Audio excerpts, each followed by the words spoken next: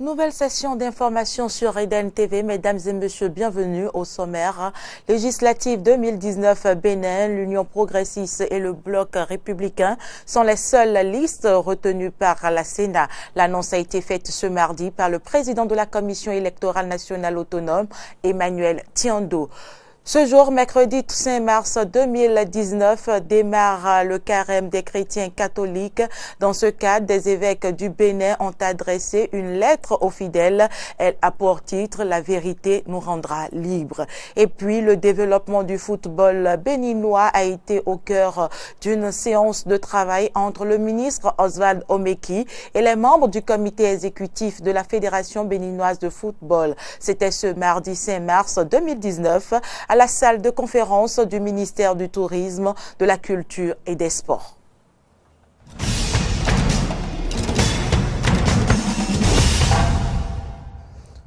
Merci de votre fidélité. Les listes devant concourir pour les prochaines élections législatives sont connues. Seules les listes de l'Union progressiste et le Bloc républicain ont été retenues au terme du processus de la Commission électorale nationale autonome. L'annonce a été faite dans l'après-midi de ce mardi 5 mars 2019 au détour d'une conférence de presse initiée par l'organe en charge de l'organisation des élections au Bénin. On écoute le président de la Sénat, Emmanuel Tiando. Mesdames et messieurs, après la réception des déclarations de candidature le 26 février 2019 des partis politiques désireux de prendre part aux élections législatives du 28 avril 2019, la Sénat, conformément aux dispositions de l'article 46 du Code électoral, a procédé les 3, 4 et 5 mars 2019 à l'examen de conformité et de recevabilité de ces déclarations de candidature.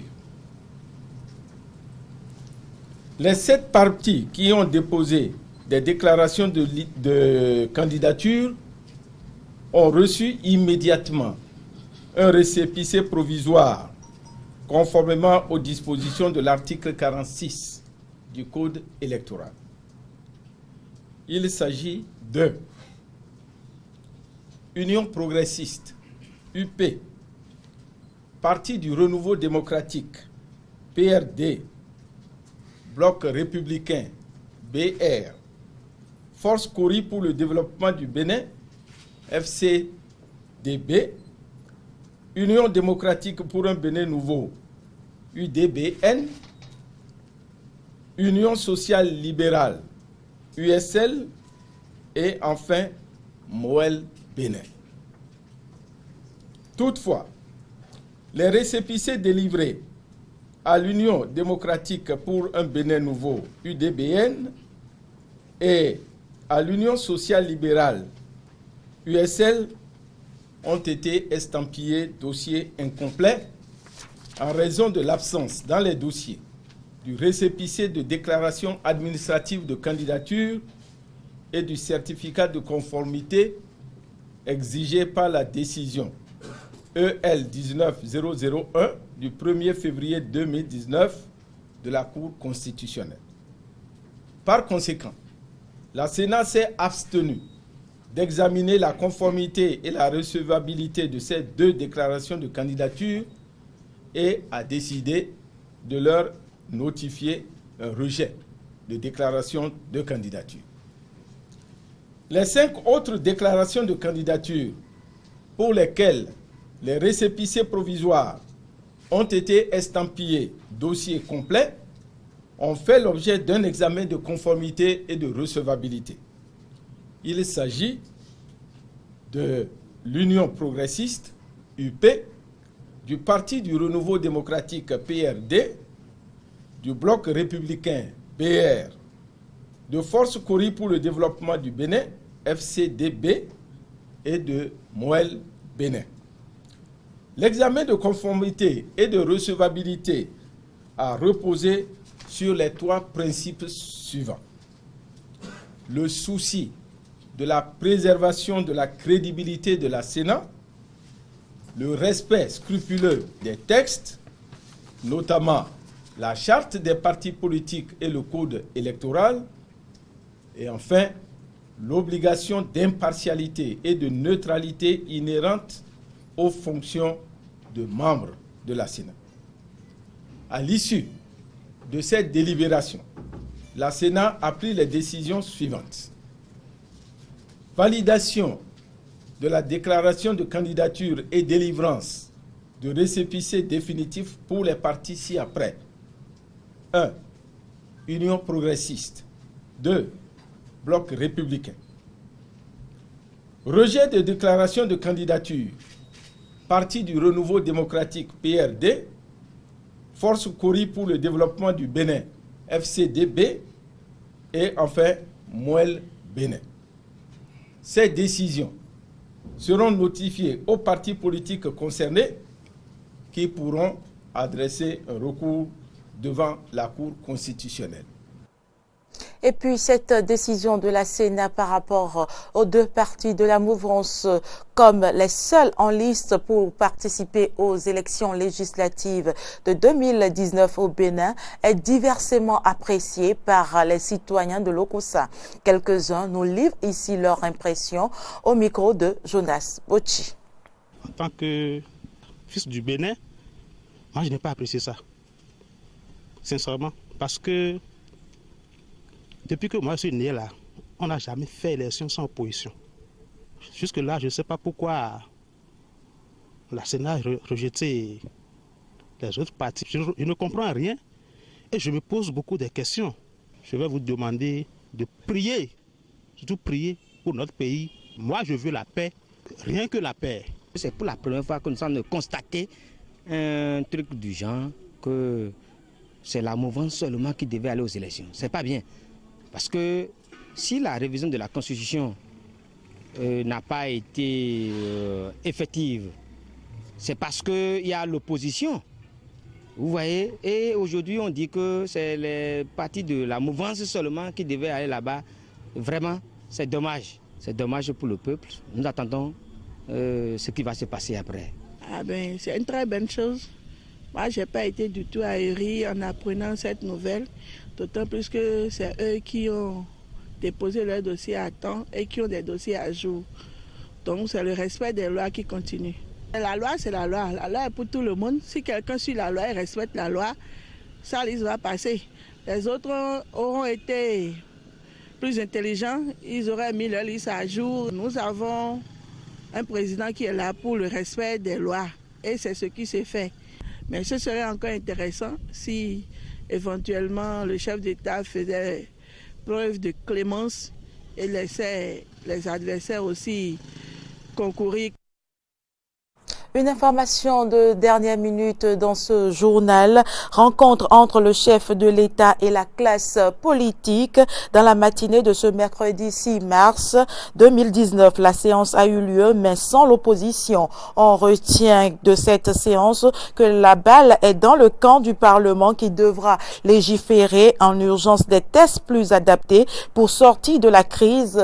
Toute l'assistance, le président en premier a déploré l'absence de liste de l'opposition après la publication des listes de candidatures par la Sénat. Et puis ce journal se poursuit. La 14e rencontre avec le corps diplomatique et consulaire accrédité au Bénin a eu lieu dans la matinée de ce mardi 5 mars 2019 au ministère des Affaires étrangères. Cérémonie présidée par le ministre des Affaires étrangères et de la coopération Aurélien Agbenossi en présence de deux de ses collègues du gouvernement, Carnot François Roumbédé-Quintor et Fiacre Voitan pour les détails. Ils étaient présents, les membres du corps diplomatique et consulaire accrédité au Bénin, à cette 14e rencontre qui a eu lieu au ministère des Affaires étrangères et de la coopération. Une rencontre qui a connu la présence et la participation du ministre de la Culture, du Tourisme et des Sports et du ministre de la Justice. L'honneur est revenu à Aurélien Agbenossi de présenter comme à l'accoutumée non seulement les grandes conclusions des différentes sorties du Bénin à l'étranger, mais aussi les actions menées au plan national.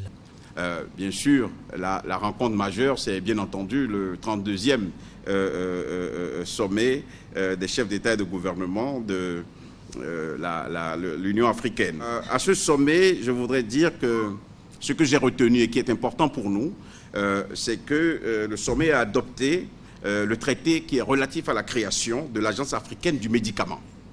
La deuxième réunion importante que je voudrais vous signaler, c'est celle qui a eu lieu le 25 février dernier. C'est la première conférence des chefs d'État et de gouvernement de la Commission climat pour la région du Sahel.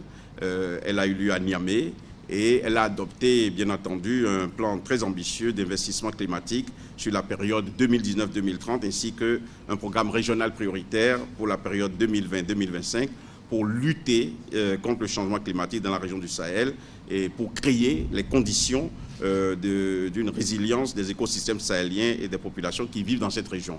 Après ce bref exposé sur le développement et évolution de la diplomatie béninoise, il a été permis à l'assistance de poser des questions aux ministres présents. En somme, toutes les questions étaient liées au déroulement du scrutin du 28 avril 2019 et au rôle du comité de coopération muséale et patrimoniale créé par le gouvernement béninois. Les deux ministres concernés ont apporté chacun respectivement des explications. Dès que le gouvernement a procédé à la convocation du corps électoral, la Sénat a tout de suite sorti un calendrier électoral avec des échéances précises. Il est donc normal que cette échéance-là soit tenue. Et puis, il n'y a pas, je ne vois pas de difficulté, d'incident ou une raison quelconque qui aurait pu susciter ou qui a pu justifier le report des prochaines élections. Voyez-vous, le peuple attend. Et nous avons besoin de cette élection-là pour voir si effectivement il y aura une alternance. Parce que l'alternance, c'est encore l'essence de la démocratie. Donc, je crois que pour ce qui concerne le gouvernement, tout a été mis en œuvre, les moyens ont été fournis à la Sénat, qui fait du très bon travail pour que cette échéance-là soit respectée. On ne peut pas imaginer l'escale d'Alada, l'escale Toussaint-Louverture, sans imaginer Haïti, qui est, on va dire, même si je suis dans la maison des diplomates, l'autre nom du Bénin. Bénin-Haïti, c'est deux pays plus que frères. Donc, précisément, nous sommes dans cette volonté de collaborer avec tous les pays parce que ce programme, nous le construisons pour le monde entier. Nous le construisons pour les afro-descendants, nous le construisons pour tous ceux qui ont besoin de revivre cette histoire. Nous le construisons surtout pour que ce pays devienne un pôle exceptionnel pour tous ceux qui ont besoin de savoir ce qui s'est passé il y a quelques années. Suite aux réponses des autorités gouvernementales, la séance a pris fin par un hommage qui a été rendu aux deux artistes peintres décédés. Il s'agit de Apollinaire Pendé et Farah Semassa. Je vous en parlais à l'entame de cette édition. La vérité vous rendra libre. C'est le titre de la lettre pastorale des évêques du Bénin pour le carême 2019. Elle a été présentée à la presse ce 5 mars 2019 par le directeur de la cellule de communication de la conférence épiscopale du Bénin. Le compte rendu est signé Maury Agua. Adressé aux sœurs et frères en Christ, fils et filles bien-aimés de Dieu, femmes et hommes de bonne volonté, la lettre pastorale intitulée « La vérité vous rendra libre » est divisée en 4 parties, à savoir 1. Si vous demeurez fidèles à ma parole. 2. Vous êtes vraiment mes disciples. 3. Alors vous connaîtrez la vérité. 4. Et la vérité vous rendra libre. Présenté par le père Eric Oloudé Okweisha et rédigé en un document de 31 pages, le titre de la lettre pastorale des évêques du Bénin pour le carême 2019 s'inspire de la situation actuelle de notre pays, mais aussi de nos relations interpersonnelles en communauté chrétienne, en famille, marquées par une crise profonde de la vérité. Même si les prières et les dévotions sont personnelles et peuvent être reléguées dans l'espace privé, le vécu de la foi et des valeurs chrétiennes doit transparaître dans la vie sociale et l'engagement politique du chrétien. Toute dichotomie entre la foi professée et la vie vécue relève de l'hypocrisie et du contre-témoignage, tant il est vrai que la foi, comme le dit si bien Saint Jacques, sans les œuvres est une foi morte. Croyants de toute confession, simples citoyens ou autorités publiques, N'oublions pas que nous serons un jour jugés par Dieu sur les œuvres de nos mains. Cette lettre pastorale attire l'attention de tous sur certaines questions liées à l'engagement et le comportement des catholiques dans la vie politique. Les chrétiens doivent apporter une contribution cohérente pour que, à travers la politique, s'instaure un ordre social plus juste et conforme à la dignité de la personne humaine, à la vérité qui libère de tout mensonge, de tout libertinage et de toute subjectivité malsaine. C'est alors que se fera progressivement par tous l'option délibérée pour le bien. Le père Païcha revient ici sur l'explication de la couverture du document. On voit la couleur, et je finis par là, la couleur violette. Alors, la couleur violette, c'est la couleur liturgique du temps de carême. Et vous avez 2 poignées que reliait une chaîne qui a été entre-temps coupée. Bon, les 2 poignées, ça symbolise la liberté, donc la liberté. Et le thème, c'est « La vérité vous rendra libre ». Et la vérité pour nous chrétiens, c'est Dieu. Et Dieu se dit dans sa parole. Donc, en quelques mots, revenir à la parole de Dieu, adhérer à la parole de Dieu, obéir à la parole de Dieu rend libre. La lettre pastorale des évêques pour le carême 2019 est une exhortation des chrétiens au retour à la parole de Dieu à travers plusieurs extraits. Le carême, temps d'écoute et de méditation de la parole de Dieu, mettre des réformes au service de la dignité de l'homme et réconcilier la politique avec la vérité. Les fidèles sont donc invités à lire l'intégralité de la lettre pour bien vivre le temps de carême. Et puis, c'est effectif, le carême des chrétiens, notamment les catholiques, a démarré ce mercredi 6 mars 2019. Quelle est alors la signification du carême et quel comportement devrait avoir un bon chrétien pendant ces 40 jours de jeûne et de prière? Élément de réponse avec l'abbé Éric Okweïcha, directeur de la cellule de communication de la conférence épiscopale du Bénin. Il est au micro de Maury Agua.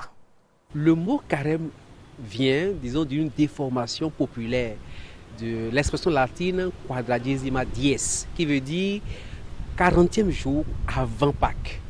Alors, le carême, c'est une période de 40 jours pendant laquelle les fidèles sont invités à se convertir dans le jeûne, la prière et l'aumône.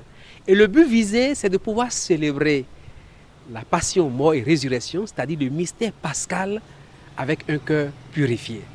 40 jours de conversion, ça veut dire que le fidèle est invité d'abord à travailler sur lui-même, à faire son examen de conscience, à voir quels sont les péchés qui sont dans sa vie et à lutter contre ces péchés-là grâce aux 3 moyens que l'Église lui présente, à savoir la prière. D'abord la prière. Le chrétien, normalement, pendant le carême, doit prier plus que dans le temps ordinaire. La messe quotidienne pour ceux qui peuvent, la messe dominicale obligatoire, les prières du matin, l'adoration du Saint-Sacrement, le rosaire, le chapelet. Donc c'est un moment de prière, le carême. La deuxième activité, c'est le jeûne. Le jeûne chrétien n'est pas d'abord se priver de nourriture, mais c'est aussi se priver de nourriture. Parce que pour moi, c'est inconcevable que ce soit pendant le carême qu'on développe ses appétits, que ce soit pendant le carême qu'on se promène de bas en bas, de restaurant en restaurant, comme si de rien n'était. Je dis, pendant le temps de carême, on peut faire un peu d'effort pour jeûner. Ceux qui peuvent le faire, demi-journée, une journée entière, d'autres font même 24 heures, c'est-à-dire ils mangent à 20 heures aujourd'hui et ça fait à 20 heures le lendemain. Mais l'Église dit, faites-le avec prudence, selon votre santé. Le jeûne n'est pas que de nourriture, je tiens à le préciser. Il faut aussi, on peut jeûner, disons, des réseaux sociaux. On peut jeûner des commérages, des mensonges, des bavardages et faire des efforts sur soi pour, disons, être au moins mieux ou meilleur pendant le temps de carême. Et la dernière activité, c'est le partage. Il suffit d'ouvrir les yeux de notre cœur et nous verrons autour de nous la misère que nous pouvons soulager en nous privant de ce qui est le superflu, mais aussi de ce qui est le nécessaire. Alors, le superflu, parfois, c'est quoi? Nous gardons des objets que nous conservons. alors que ces objets-là, ces habits peuvent aider d'autres qui sont pauvres. Donc le temps de carême nous invite à nous dépouiller de tout ça là, mais aussi du nécessaire. Normalement, le chrétien qui a bien prié pendant ce temps, le chrétien qui a jeûné pendant ce temps, le chrétien qui s'est dépouillé pour partager, il peut crier haut et fort à la veillée pascale, comme le dimanche de Pâques, Christ est vraiment ressuscité. Et lui-même est ressuscité avec le Christ. Ce mercredi 9 mars, qui marque le début du carême des chrétiens catholiques, est appelé mercredi des cendres, occasion pour les fidèles de recevoir le cendre sur le front. Que signifie alors le mercredi des cendres et pourquoi ce rituel des cendres? On retrouve le père Eric Okoicha, directeur de la cellule de communication de la conférence épiscopale, pour plus d'explications. Le mercredi des cendres, vous verrez les fidèles catholiques aller à l'église et ils vont ressortir de l'église avec de la cendre sur leur front. Le mercredi des cendres, c'est le jour où les catholiques commencent le temps de carême. Et les cendres qu'ils reçoivent au front ont deux significations. La première, c'est d'abord leur rappeler leur finitude. L'homme est poussière et il retournera tôt ou tard à la poussière. Et normalement, cela devait lui imprimer une certaine humilité dans la vie. Et voyez, parfois, malheureusement, tous autant que nous sommes, il nous arrive d'oublier que nous sommes des êtres finis et de nous prendre pour des immortels, pour des dieux. Alors ce jour-là, la célébration nous rappelle notre finitude. La deuxième signification des cendres, c'est surtout la conversion, le signe de conversion. Ça veut dire que nous rentrons dans une période de 40 jours où nous allons travailler sur nous-mêmes. Nous allons essayer de limer les excroissances de notre être, les péchés qui sont en nous, tout ce qui est en nous déplaît à Dieu. Tout comme les grands personnages bibliques qui, après avoir commis des péchés, après avoir, disons, fait mal ou énervé Dieu, eh bien, se couvrent de cendre en signe de repentance pour dire, Seigneur, je regrette amèrement ce que j'ai fait. Donc, voilà ce que nous aussi nous faisons pour dire, non seulement pour ce jour-là, mais pendant les 40 jours qui vont suivre, eh bien, nous allons nous couvrir de cendre pour demander pardon à Dieu pour nos péchés, pour nous amender et pour nous améliorer. Donc, voilà ce que les chrétiens célèbrent le mercredi des cendres. Excellent moment de pénitence et de prière à tous les chrétiens catholiques du Bénin et du monde entier. Et nous mettons un terme à cette édition par le sport. Une séance de travail a eu lieu ce mardi 5 mars 2019 à la salle de conférence du ministère du Tourisme, de la Culture et des Sports entre le ministre Oswald Omeki et les membres du comité exécutif de la Fédération béninoise de football. Plusieurs sujets ont été abordés pour le développement du football béninois. Laurent Roland Tonéiques, Fiacre Voiton pour les détails. Ministre du Tourisme, de la Culture et des Sports Oswald Omeki a reçu dans la soirée de ce mardi 5 mars 2019 les membres du comité exécutif de la Fédération béninoise de football. Après un tête-à-tête entre le ministre et le président du comité exécutif Mathurin de Chacus, une séance de travail a eu lieu avec tous les membres du comité exécutif. Nous sommes venus ce soir au complet avec tous les membres du comité exécutif. Je suis heureux d'être à la tête de ce comité responsable. Et nous ferons tout en complicité avec le ministère, parce que le ministère des Sports est le socle. Sans le gouvernement, on va manquer du sel dans la sauce. Et ce gouvernement, dirigé par le président Patrice Talon, aime la jeunesse, nous accompagne. Une occasion pour le ministre Oswald Omeki de transmettre au comité exécutif les félicitations du président de la République et des ministres, mais également de leur réitérer l'engagement du ministère à les accompagner durant les 4 ans de leur mandat. D'autres sujets ont été également abordés. Nous avons abordé la question, bien évidemment, du match des écureuils du Bénin contre le Togo au stade général Mathieu Crécourt le dimanche 24 mars 2019 et nous avons parlé des conditions de préparation, nous avons parlé de la bonne collaboration qui existe déjà entre nous et que nous devons renforcer pour offrir cette victoire à notre peuple qui ne demande que ça. Enfin, nous avons évoqué le plan de travail de cette fédération qui, ma foi, a un excellent programme d'action sur lequel j'ai officiellement annoncé l'accompagnement du gouvernement. Une fois encore, c'est une fédération que nous portons dans notre cœur, c'est une fédération que nous souhaitons voir réussir. C'est un comité exécutif composé de femmes et d'hommes de très très grande qualité, de très grande expérience, et nous pensons que c'est une Dream Team, c'est une équipe de rêve.